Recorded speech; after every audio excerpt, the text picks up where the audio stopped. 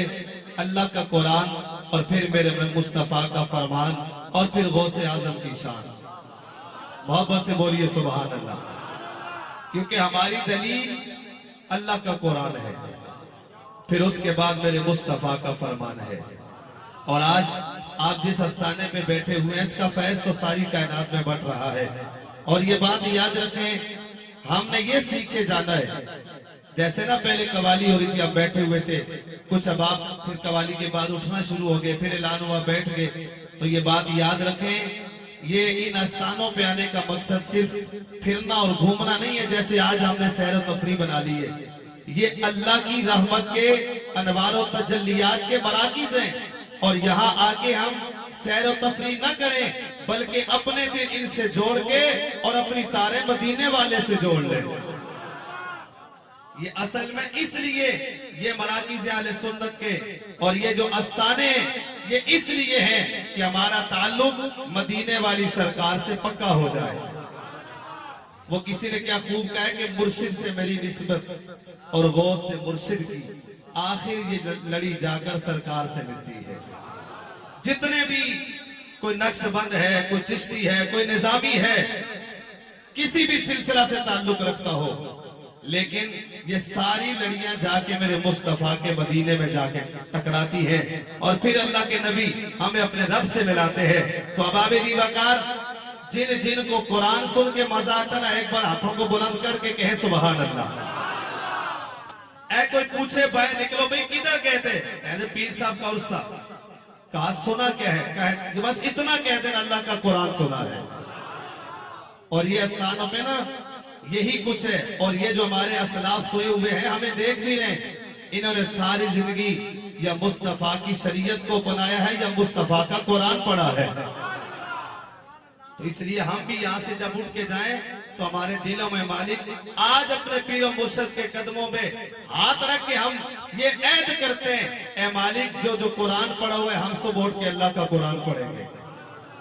جو قرآن نہیں پڑھا قرآن کی زیارت کرے گا اور نمازی بنے گا. تاکہ جو ہمارے اوپر اعتراض آتے ہیں بھئی یہ تو استانوں پہ جاتے ہیں نماز نہیں پڑھتے، تو ہمیں یہ بھی کہنے کی ضرورت نہ پڑے، ہم مسجدوں کو آباد کر دیں اور پتہ چلے یہ خواجہ احمد بریلوی کو ماننے والا ہے، جب اذان ہوتی ہے تو اللہ کے گھر کو آباد بھی کرنے والا ہے.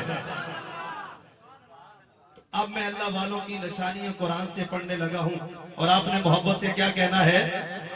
محبت سے بولیے سبحان اللہ. آئیے میرے اللہ کے پیارے بندوں، میرا تیرا اللہ قرآن میں اپنے بندوں کی نشانیاں بیان کر رہا ہے. میرا اللہ فرماتے وَعِبَادُ الرَّحْمَنِ الَّذِينَ يَمْشُونَ عَلَى الْأَرْضِ هَوْنًا. اللہ فرماتے وہ جو میرے بندے گئے، وہ جو اہل اللہ گئے، وہ جو ولی اللہ گئے، اللہ ان کی ایک نشانی ہے بیان کر رہے. جو آپ کے سامنے پیر و مرشد موجود ہیں، ان کی بھی واضح علامتیں یہی ہیں کہ یہ بڑے عاجزیوں ان کے ساری والے گئے. اللہ کا قرآن اپنے ولیوں کی، اللہ اپنے ولیوں کی شان قرآن میں یوں بیان کر رہے. ان کی ایک نشانی یہ ہے وَعِبَادُ الرَّحْمَنِ الَّذِينَ يَمْشُونَ عَلَى الْأَرْضِ هَوْنًا. جو اللہ کے نیک بندے ہیں وہ تکبر والے نہیں ہوتے بلکہ اللہ کی حضور عاجزی کرنے والے ہوتے ہیں. وَعِبَادُ الرَّحْمَنِ الَّذِينَ يَمْشُونَ عَلَى الْأَرْضِ هَوْنًا. وہ زمین پہ اکڑ اکڑ کے نہیں چلتے بلکہ وہ بڑے عاجزیوں ان کی ساری کے ساتھ چلتے ہیں. وَإِذَا خَاطَبَهُمُ الْجَاهِلُونَ قَالُوا سَلَامًا. محبت سے بولو قرآن سن کے سبحان اللہ. اللہ فرماتے ہیں وہ جو میرے بندے، وہ جو رحمان کے بندے ہیں، وہ عباد الرحمن جو ہیں، وہ جو اہل اللہ ہیں، ان کی نشانیاں ہیں وہ دنیا میں رہ کے اکڑ اکڑ کے نہیں، وہ سینہ تان کے نہیں بلکہ عاجزی سے چلنے والے ہیں. اور جب انہیں کوئی جاہل مل جائے، وہ کوئی بات مباحثہ شروع کر دے، وہ اس سے الجھتے نہیں ہیں بلکہ کہتے ہیں تجھے सलाम कालू सलामा, वो सलाम कर देते हैं लेकिन उससे कोई और बास मुबासा नहीं करते हैं। ये अल्लाह वालों की पहली निशानी। दूसरी निशानी कुरान ने अहलुल्लाह की बयान फरमाई है। अल्लाह फरमाते वल्लज़ीना यबीतूना लिरब्बिहिम सुज्जदन व क़ियामा। अल्लाह वालों की दूसरी निशानी है वो जो अल्लाह के बंदे हैं, वो जो रहमान की इबादत गुजार बंदे हैं, उनकी निशानी है उनकी रातें कभी कयाम में गुजर जाती हैं, कभी सजूद में गुजर जाती हैं। कभी रब फरमाते ततजाफा जुनूबुहुम अनिल मदाजि'i यदऊन रब्बहुम। अल्लाह फरमाते वो जो अहलुल्लाह है, वो जो वलीउल्लाह है, उनकी निशानी है वो लंबी लंबी रातों में भी अपने बिस्तरों से उनकी करवटें अलग रहती हैं। मैंने मेरे मुनीर में पढ़ा हुजूर पीर मेरे अली शाह साहब, जिसको मेरे अली का नाम अच्छा लगता है बोले सुभान अल्लाह। आपकी उम्र है 4 साल। कितनी? हमारे तो 4 साल के बच्चे को समझ नहीं है, लेकिन सुनो मेरे अली का तरीका क्या है। कहते हैं ना वो पुराने जमानों में वो संगल वाली कुंडियां थी और ना हजरत हुजूर पीर मेरे अली शाह साहब वो चट्टू सा बना हुआ पत्थर का, वो दिन को आहिस्ता आहिस्ता दरवाजे के करीब करते रहते। ततजाफा जुनूबुहुम, उनकी करवटें बिस्तरों से अलग रहती हैं। ये वली की निशानी है, जिसमें ये नजर आ जाए समझ लो अल्लाह का वली है। मोहब्बत से बोलिए सुभान अल्लाह। कहते जी दिन को ना 4 साल की उम्र है, वो आहिस्ता आहिस्ता ना वो पत्थर दरवाजे के करीब कर लेते। जब घर वाले सो जाते मेहरी अली उठते ना, उस पत्थर के ऊपर चढ़ के कुंडी खोल के जंगल में चले जाते। जिनके बचपन का ये आलम है, उनकी जवानी का आलम क्या होगा। तो इसलिए ये अल्लाह वालों की निशानी है। तो अबाबे जी वकार आइए, आज हम ना जब महफिल में आते हैं तो खतीब भी, नकीब भी, सनखा भी कहते हैं बोले सुभान अल्लाह, बोले सुभान अल्लाह। और सियालकोट में हकीम अब्दुल हई गुजरे हैं, एक बंदा उनके पास आ गया। अल्लाह वालों की बात है कि ये जब नजर डालते हैं तो बंदे के कुफर को तोड़ के ईमान दे देते हैं।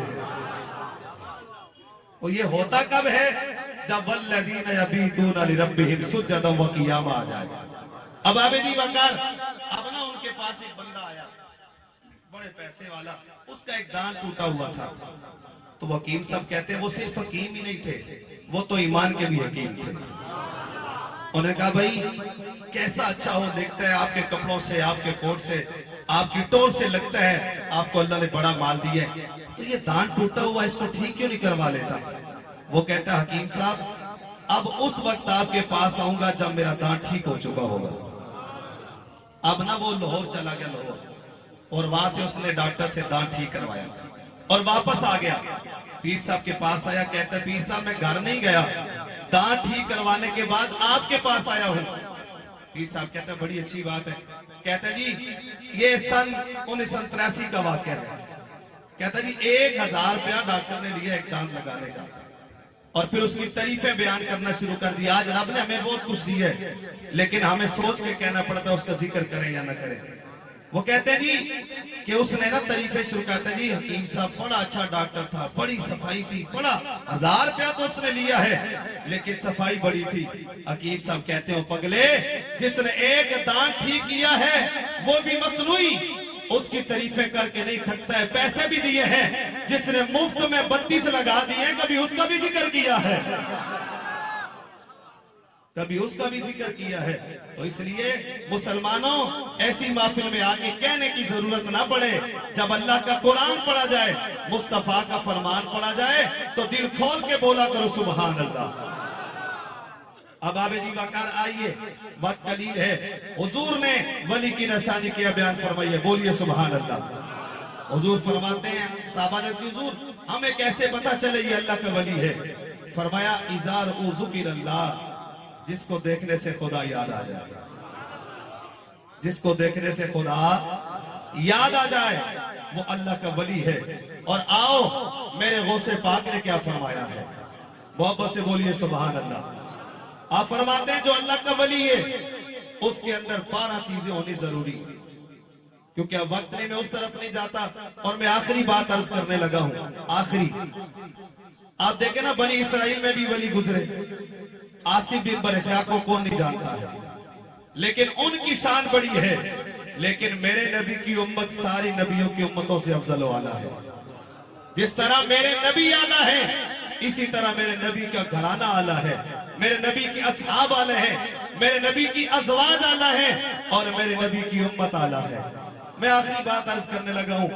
وہ میں نے پہلے عرض کر دی تھی، ہمیں تقریر نہیں آتی، لیکن ہم اتنا شکر کرتے ہیں کہ سرکار نے بلا کے اپنے قدموں میں ہمیں نواز دیا ہے.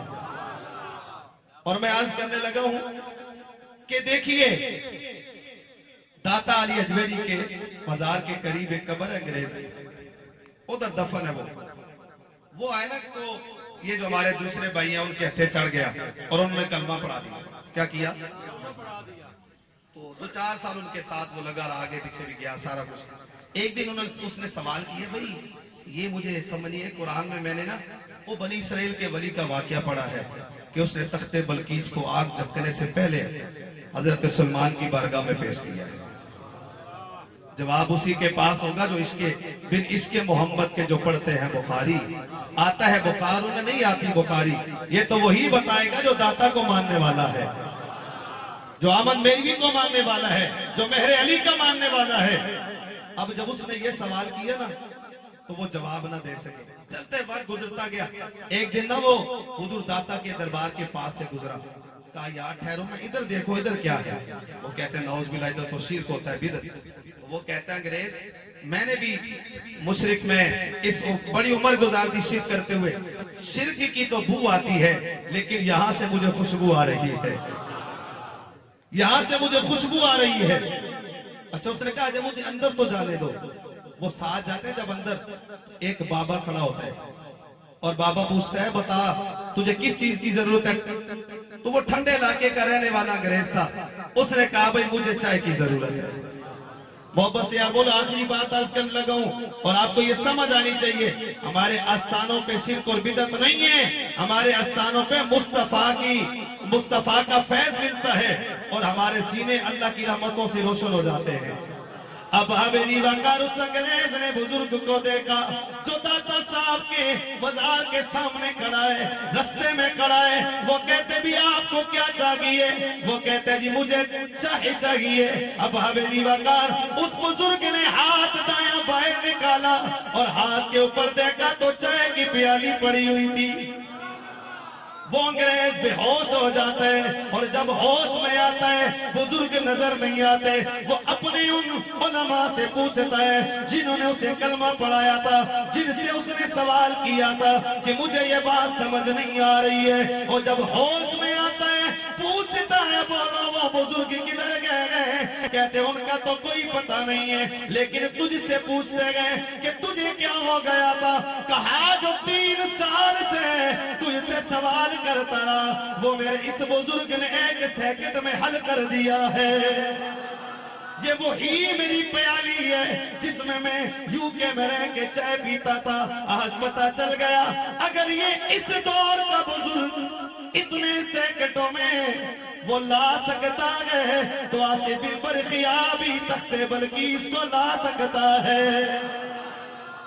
نگاہ ولی میں وہ تاثیر دیکھی بدلتی ہزاروں کی تقدیر دیکھی. اللہ عمل کی توفیق عطا فرمائے.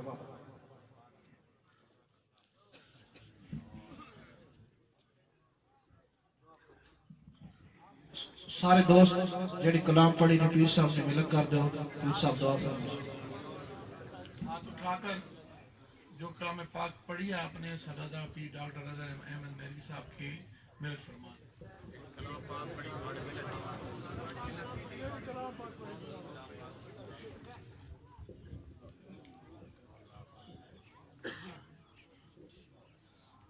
بسم اللہ الرحمن الرحیم. نحمده ونصلی علی رسول الکریم. اما بعد فاعوذ باللہ من الشیطان